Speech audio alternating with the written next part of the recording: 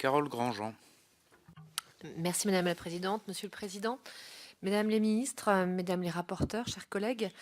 Face à de nombreuses inégalités sur notre territoire, la mission Solidarité, Insertion et Égalité des chances est une extrême importance pour lutter contre l'exclusion et la pauvreté.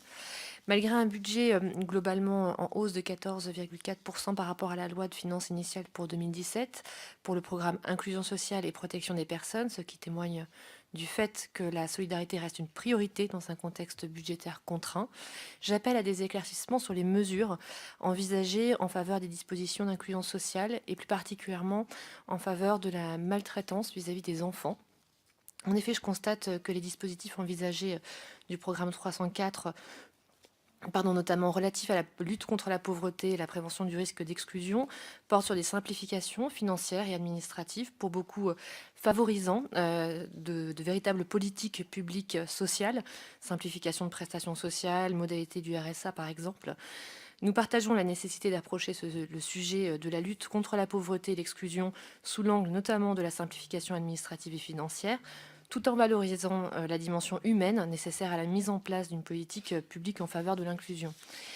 Madame la ministre des Solidarités et de la Santé, pourriez-vous nous indiquer les actions concrètes afin de, peut-être même les expérimentations que vous souhaiteriez mettre en place en faveur de la lutte contre les maltraitances faites aux enfants?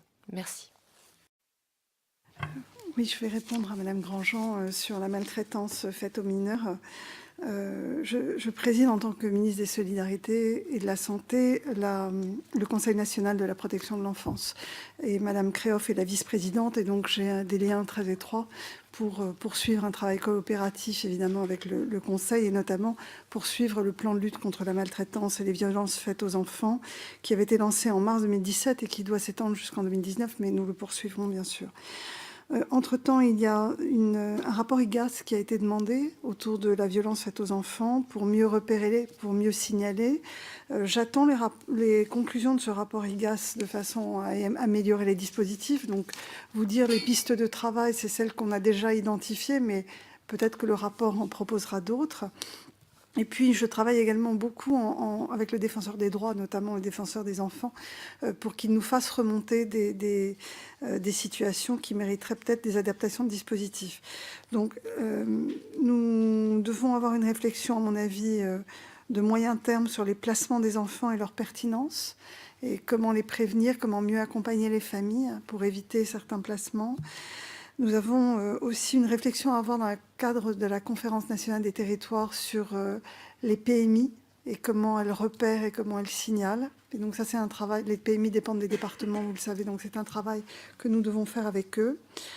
Enfin, il se trouve que j'avais, lorsque j'étais à la Haute Autorité de Santé l'année dernière, relancé un guide de repérage et de conduite à tenir devant les violences faites aux enfants pour les professionnels de santé. Il se trouve que ce guide, cette fiche mémo, a été mise en ligne en septembre 2017. Donc, vous voyez que c'est un sujet qui me tient à cœur et sur lequel je continuerai évidemment à m'investir. Mais les pistes les plus précises viendront du rapport de l'IGAS.